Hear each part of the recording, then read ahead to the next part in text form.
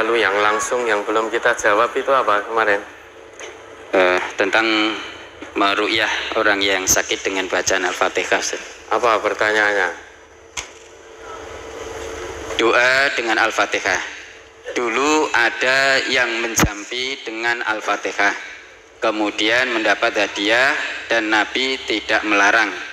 Apakah hal tersebut bisa diamalkan, Ustaz? Memang ada hadis yang menyebutkan tentang itu. Dari Abu Sa'id Al-Khudri, an Abi Sa'id Al-Khudri, anna nasan min ashabi Rasulillah sallallahu alaihi wasallam kanu fi safar. Ada beberapa sahabat Rasulullah, sahabat Nabi itu sedang dalam perjalanan. Famarru bihayyin min ahya'il Arab. Kemudian beliau-beliau itu melewati satu kampung dari perkampungan Arab.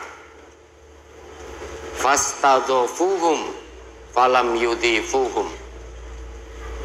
Dan para sahabat yang sedang dalam bepergian tadi ingin bertamu di kampung tersebut, tetapi penduduk kampung itu tidak menerimanya. Wa qalu lahum, dan penduduk kampung itu bertanya pada rombongan sahabat tadi, hal fikum raqin, adakah di antara kalian yang bisa meru'yah? Fa inna sayyidal hayyi ladihun au musabun. Karena sesungguhnya pemimpin kampung ini itu tersengat. Faqala rajulun minhum na'am. Salah satu sahabat itu mengatakan ya, ada berarti. Fa'atahu faraqahu bi fatihatil kitabi fabara'ar rajulu. Kemudian sahabat tadi mendatangi pemimpin kampung tersebut. Faraqahu, kemudian meru'yahnya dengan apa? Bi fatihatil kitab, dengan Al-Fatihah. Fabara'ar rajul, kemudian pemimpin kampung tadi sembuh. Fa'utiya qati'an min ghanamin, maka sahabat dan rombongan tadi diberi hadiah oleh pemimpin kampung itu dengan beberapa ekor kambing. Fa'aba ayyaqbalaha wa qala, tetapi yang meru'yah tadi menolak untuk menerima hadiah beberapa ekor kambing itu. Kemudian dia mengatakan, hatta adhkura dzalika linnabiyyi sallallahu alaihi wasallam. Maka akan aku sampaikan dulu hal ini kepada Nabi sallallahu alaihi wasallam. Fa'atan nabiyya sallallahu alaihi wasallam. Kemudian rombongan tadi datang kepada Nabi. Faqala, kemudian yang meru'yah tadi mengatakan, ya Rasulullah, wahai Rasulullah, wallahi, demi Allah, ma raqaitu illa bi fatihatil kitab. Tidaklah aku meru'yah kecuali dengan membaca Al-Fatihah. Fatabas sama. Rasulullah mendengar itu tersenyum. Wa qala, kemudian beliau bersabda, wa ma adraka annaha ru'yah. Dari mana kamu tahu kalau Al-Fatihah itu bisa untuk meru'yah? Karena tidak ada yang memberitahu. Kalau kamu tahu, dari mana kamu tahu kalau Al-Fatihah itu bisa untuk meru'yah? Summa qala, kemudian Nabi bersabda, khudhu minhum, ambil kambing-kambing dari mereka itu, wadribuli bisahmin ma'akum, dan sertakan aku, ikutkan aku dalam pembagian kalian. Nah, Nabi kita bersabda demikian. Wa fi riwayatin, dan di dalam riwayat lain disebutkan, faja'ala yaqra'u ummal Qur'an. Jadi orang tadi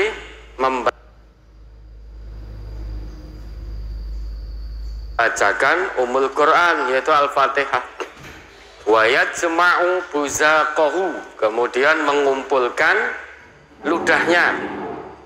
Fayat fulu, kemudian diludahkan. Fabaro'ar rojul, kemudian pemimpin kampung tadi sembuh. Itu hadisnya begitu, ayat Muslim. Namun yang menjadi pelajaran untuk kita, apakah Al-Fatihah ini bisa diamalkan saat kita mendengar saudara kita yang jauh sedang sakit, kemudian kita kirimkan Al-Fatihah? Pertanyaannya kan di situ. Kalau kita mendengar saudara kita jauh sedang sakit, itu aturannya didoakan, bukan dikirim bacaan Al-Fatihah, tetapi didoakan. Bisa dengan Allahumma shfi, Allahumma shfi, atau bisa pula Allahumma rabban nas mutibal ba'si ishfi anta syafi, dan seterusnya. Itu tidak dikirimi Al-Fatihah. Kalau itu dekat dengan kita berdasar zahir hadis ini, maka boleh dipegang terus kemudian bacakan Al-Fatihah. Tapi tidak semua orang bisa, ini level sahabat. Jadi orang-orang yang benar-benar beriman, bertakwa kepada Allah.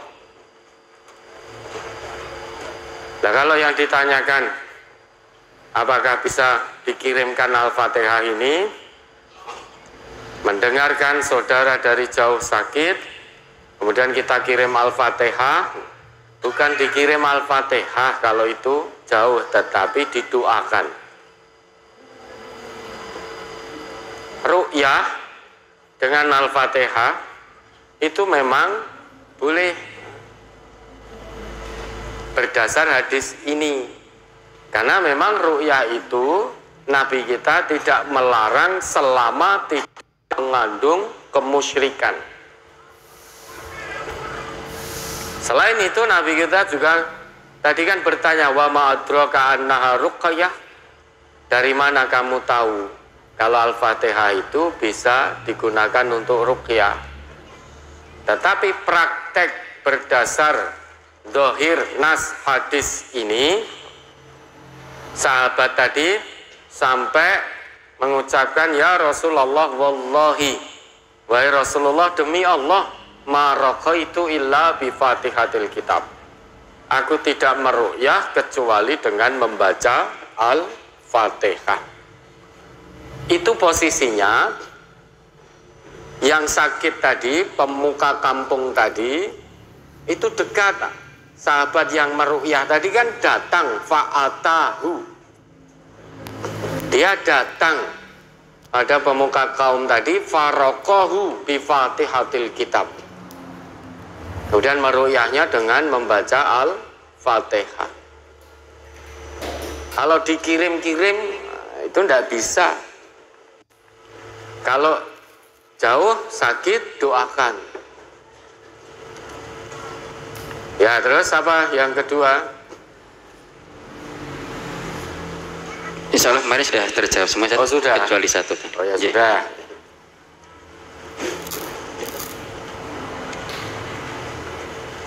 Rekaman jihad pagi Al-Ustadz almarhum tetap diputar ulang. Insya Allah diputar. Tanggapan. Akan terus kita putar di radio itu hari Senin dan Kamis, dan di TV itu hari Senin dan Rabu. Dan didengarkan, jangan hanya bertanya tok, jangan hanya mengusulkan saja.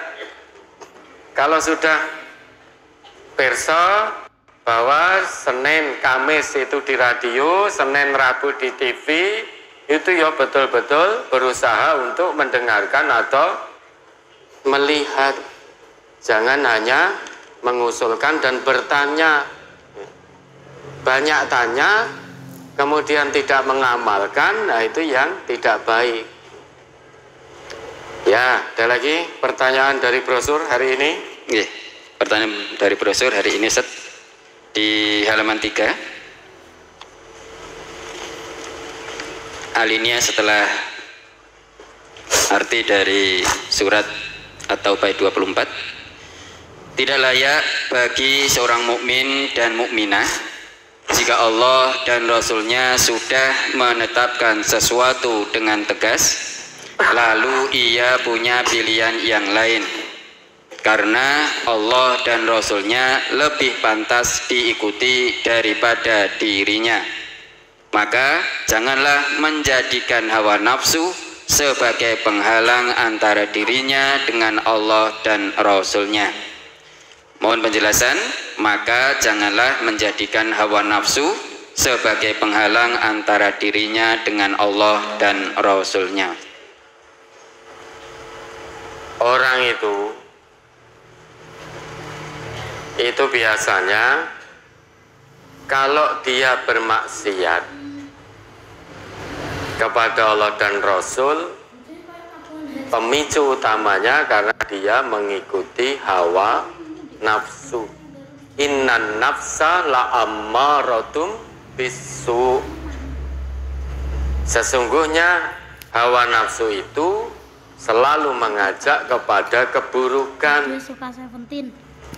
mengajak untuk bermaksiat kepada Allah dan Rasul. Bahkan banyak pula manusia yang tanpa sadar telah menjadi malah ngene iki to.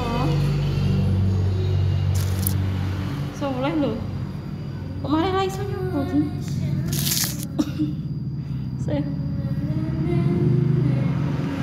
mengikuti hawa nafsunya. Nah, orang semacam ini sudah menjadi budak hawa nafsu, jauh dari petunjuk Allah, tuntunan Rasulullah. Namun tetap mengikuti hawa nafsu, hanya untuk kepuasan hawa nafsu. Sekalipun melanggar aturan Allah, aturan Rasulullah, dia tidak peduli. Sing penting keinginan hawa nafsunya terpenuhi. Orang zina itu kalau mengikuti Allah dan Rasul, dekat pada Allah dan tuntunan Rasulullah, tidak mungkin dia zina. Dia berzina karena menjadi budak hawa nafsu, sehingga hawa nafsu menjadi penghalang bagi dirinya untuk dekat kepada Allah, untuk taat pada aturan Allah dan Rasul. Seorang koruptor, kalau dia memang tunduk patuh betul pada Allah dan Rasul, mustahil, tidak mungkin dia korupsi. Tetapi karena menjadi budak hawa nafsu, akhirnya dia korupsi. Coba diingat kembali di Quran surat Al-Jasiyah ayat 23, 24.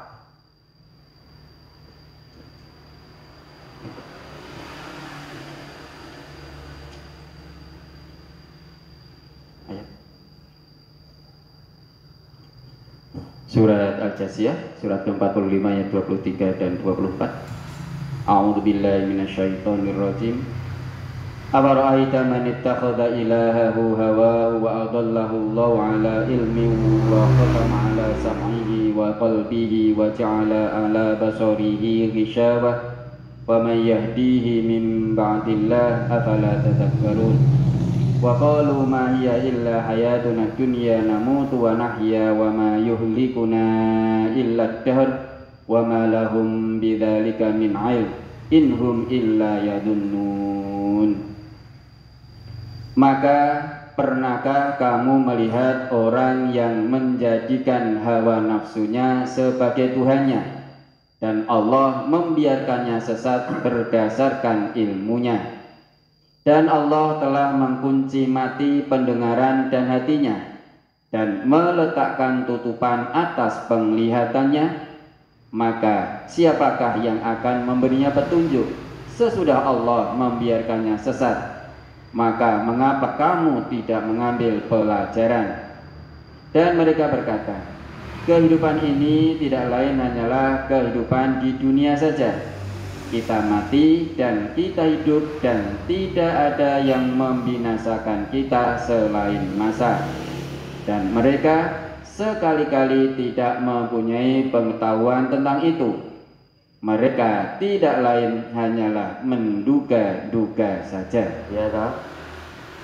Orang itu kalau sudah menjadi budak hawa nafsu, telinganya mendengar kebenaran, itu dia tetap tidak peduli.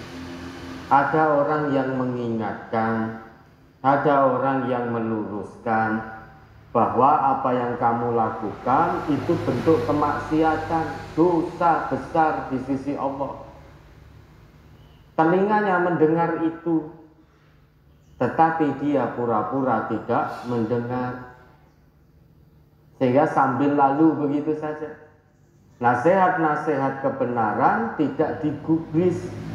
Itu ciri orang yang diperbudak oleh hawa nafsu, sehingga apa yang dia dengar dengan telinganya terkait dengan kebenaran tidak bisa masuk ke dalam hatinya.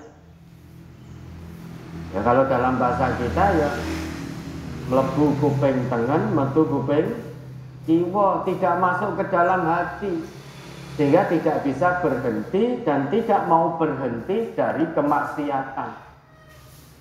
Jadi terus begitu saja. Dan ketika matanya melihat tanda-tanda kekuasaan Allah, dia juga tidak peduli. Apa yang dia lihat tidak bisa menjadi sebab hidayah,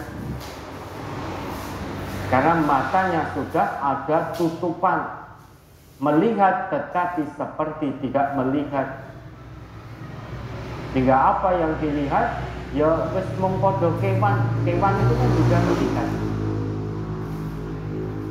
Nah kalau penglihatan manusia fungsinya hanya seperti penglihatan hewan, layan pak, tidak ada manfaatnya penglihatan. Penglihatan kita itu harus bisa menjadi sebab hidayah. Maka melihat yang baik-baik, kemudian turunkan ke hati, ambil pelajarannya. Dan orang yang diperbudak hawa nafsu itu kalau diingatkan tentang hari pertemuannya dengan Allah, tentang hari pembalasan, agar berhenti dari kemaksiatan, tobat nasuha kepada Allah, mereka mengatakan wa qalu ma hiya illa hayatuna dunya. Yang namanya hidup ya mung ning dunya ini. Enggak akan ada kehidupan setelah kehidupan dunia. Itu orang yang diperbudak oleh hawa nafsu, tidak mau mengimani dengan kebenaran hari kiamat. Karena dalam pikirannya, dalam benaknya, dan dalam keyakinannya, hidup itu ya hanya di dunia. Ma hiya illa hayatuna dunya namutu wa nahya wa ma yuhlikuna illa ad-dahr. Dulu kita itu mati, kemudian kita hidup di dunia. Dulu belum ada, kemudian sekarang kita ada dan hidup di dunia. Dan tidak ada yang bisa membinasakan kita kecuali ad-dahr, selain masa.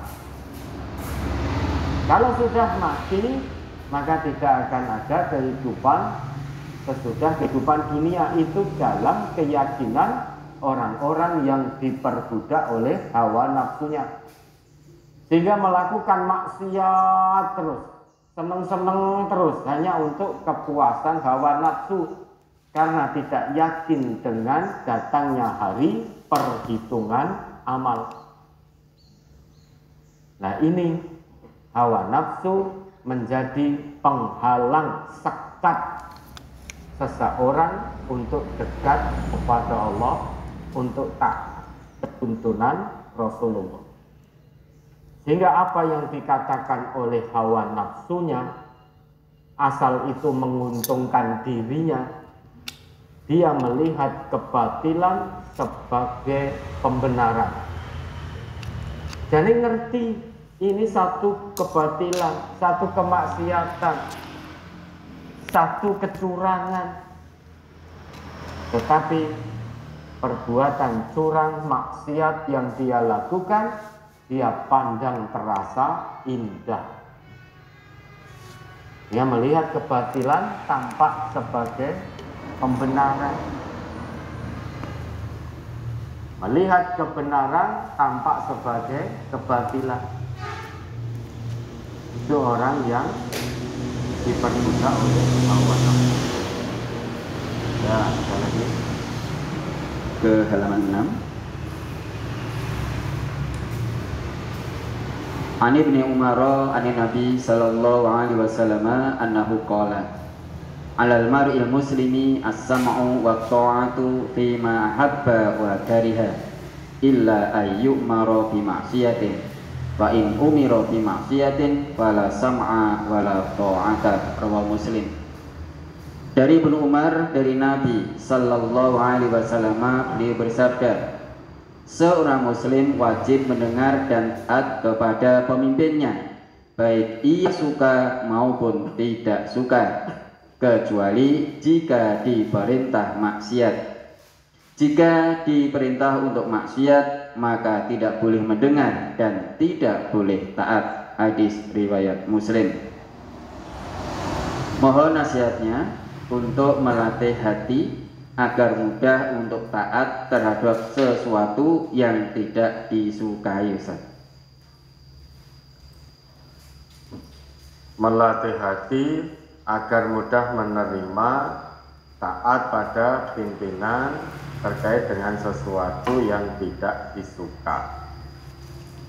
Kalau saudara sudah tahu apa yang menjadi petunjuk dari Rasulullah, kalau saudara itu seorang muslim atau muslimah, itu kewajiban dari Nabi, saudara itu mendengar, taat pada kebijakan pimpinan selama kebijakan itu tidak menyimpang dari aturan Allah dan Rasulullah. Alal mar'il muslim as-sam'u wat ta'ah bima ahabba au kariha. Kewajiban seorang muslim itu mendengar dan taat pada pimpinannya dalam hal yang dia suka atau tidak dia suka. Kalau kemudian perintah atau kebijakan pimpinan saudara itu mengajak saudara menyimpang dari aturan Allah dan aturan Rasulullah, kewajiban saudara la sam'a wala ta'ah.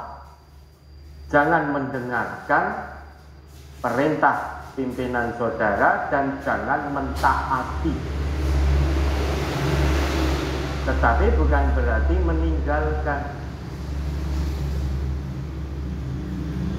Yang namanya pemimpin, biar bagaimanapun mereka manusia biasa, tidak maksum, tidak terjaga dari salah, tidak terjaga dari khilaf, tidak terjaga dari dosa.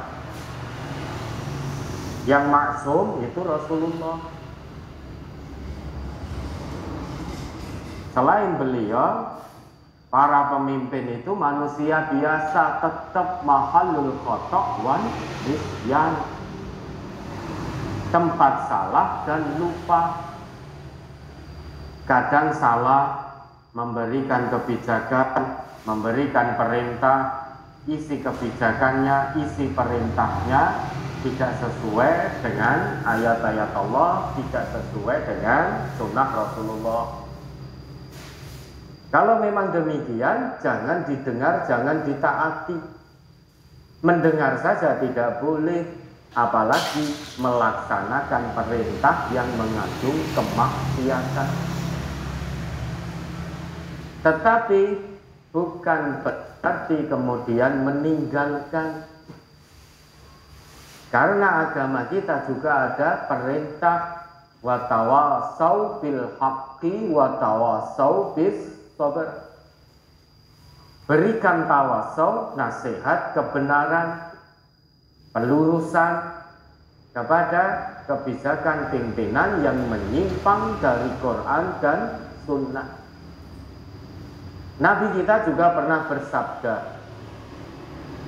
man waliya alaihi wali, barang siapa yang dipimpin oleh seorang pemimpin,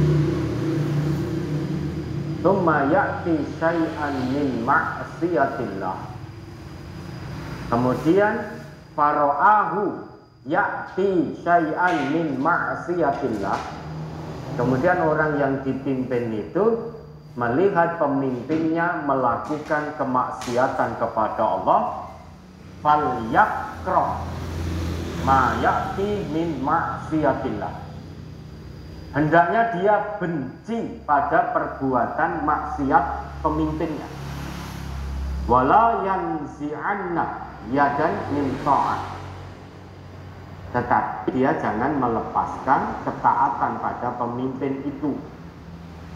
Maksudnya bagaimana? Bukan benci pada orangnya, tetapi benci pada perbuatan kemaksiatan. Biar kemaksiatan berhenti, maka kewajiban seorang yang dipimpin memberikan pelurusan, memberikan tawasau pada pemimpinnya dengan cara yang santun, bil hikmah wal mau'idah al hasanah, dengan mau'idah hasanah. Temui empat mata, kemudian sampaikan nasihat-nasihat kebenaran. Kalau ternyata kebijakan atau perintah dari pimpinan saudara itu tidak mengandung unsur kemaksiatan kepada Allah dan Rasulnya, maka kewajiban saudara mentaatinya, terlepas cocok dengan keinginan saudara atau tidak cocok. Maka bagaimana caranya melatih hati? Kalau itu sudah menjadi keputusan Rasulullah, tinggal kita didik hati kita taslim di hadapan apa yang Rasul tetapkan. Coba diingat, fala wa rabbika, An-Nisa 65, la yu'minuna hatta yuhaqqimuka fima syajara bainahum tsumma la yajidu fi anfusihim harajan mimma qadaita wa yusallimu taslima. Quran surat An-Nisa surat keempat ayat 65. Fala wa rabbika la yu'minuna hatta yuhaqqimuka fi ma syajara bainahum tsumma la yajidu fi anfusihim harajan mimma qadait wa yusallimu taslima. Maka demi Tuhanmu, mereka pada hakikatnya tidak beriman hingga mereka menjadikan kamu hakim dalam perkara yang mereka perselisihkan. Kemudian mereka tidak merasa keberatan dalam hati mereka terhadap putusan yang kamu berikan. dan mereka menerima dengan sepenuhnya. Ya toh. Sehingga apa yang menjadi ketetapan Rasulullah, kewajiban kita sebagai seorang muslim tinggal taslim, menerima semua ketetapan Rasulullah.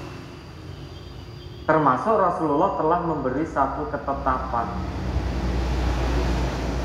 Wajib hukumnya bagi seorang muslim yang terpimpin itu mentaati pimpinannya dalam hal yang dia suka atau dia tidak suka, kecuali kalau dia diperintah untuk bermaksiat kepada Allah. La sam'a wala ta'ah, jangan dengar, jangan taati. Innamat ta'atu fil ma'ruf, karena taat pada seseorang, pada pimpinan itu hanya boleh dalam hal yang ma'ruf, dalam hal kebaikan.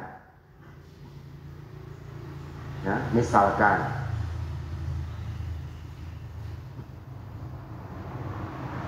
kita serukan pada warga MTA, kepada seluruh warga MTA, kalau mau menikahkan putra putrinya jangan pasang kotak, karena walimah itu bukan ngundang nyumbang, tetapi ngundang makan.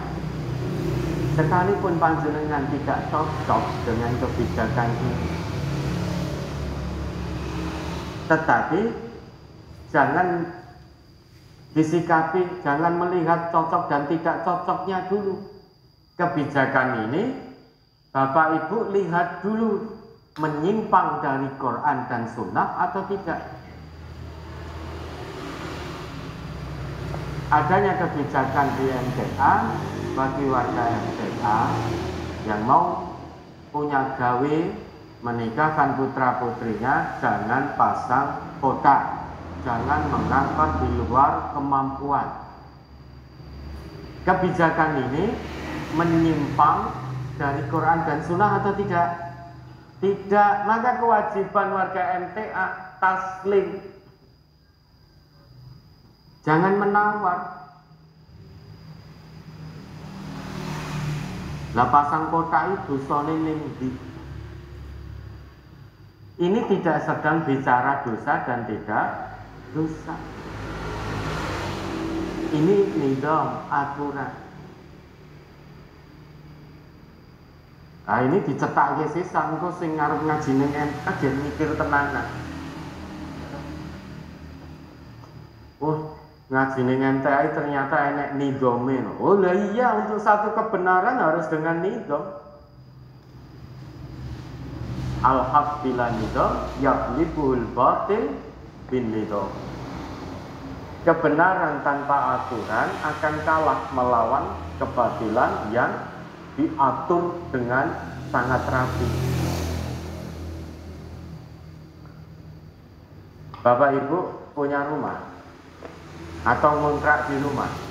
Di rumah panjenengan, jenengan punya nidam tidak? Punya aturan tidak? Ya setidaknya ada nidam lah, tidak semua orang boleh masuk rumah jenengan, kan gitu. Kalau tiba-tiba ada orang asing masuk rumah jenengan ngelonong mlebu metu terus ngangkuti barang sing ning jero, apa jenengan izinkan? Atau tidak ngangkuti barang, tiba-tiba datang terus turu.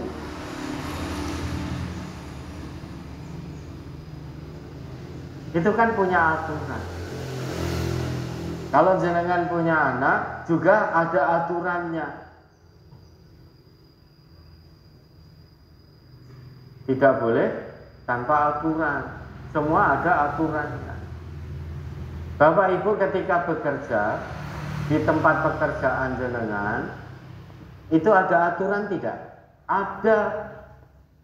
Pimpinan tempat panjenengan bekerja itu punya kebijakan kepada semua karyawan harus datang jam 7 pagi. Banyak di antara panjenengan tidak cocok dengan kebijakan itu. Pemenang esok-esok udan. Alah, kaya jam 7. Ya udan sisan aku rasa seneng ini. Tetapi kebijakan pimpinan tempat jenengan bekerja itu menyimpang tidak dari Quran dan Sunnah. Tidak, kewajibannya jenengan taslim pada kebijakan itu. Para guru sekolahan punya aturan. Semua murid datang jam 7. Aturan itu kan tidak menyimpang dari Quran dan Sunnah. Kewajiban murid datang jam 7 kalau tidak ada halangan yang dibenarkan oleh agama. Kalau murid datang jam 8, kira-kira dia taslim pada aturan sekolahan itu apa tidak? Tidak. Nah, ini anak-anak kita, siswa-siswi kita di asrama. Sing jenenge di asrama atau di pondok itu ada aturan. Nggak boleh setiap hari pulang. Bahkan di pondok itu setengah tahun sekali pulangnya.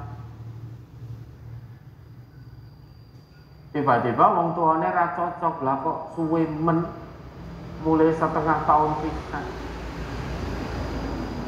Akhirnya saat jadwal penjengukan diizinkan boleh keluar, dibawa pulang, orang dibalik-balik dipulangkan sesudah 2 hari. Maka apa yang kami sampaikan? Sudah, karena jenengan juga pengen anaknya di rumah, sudah kita beri kesempatan 1 tahun di rumah. Biar katok bersama anaknya. Nah kalau cuma 2 hari, hanya sebentar,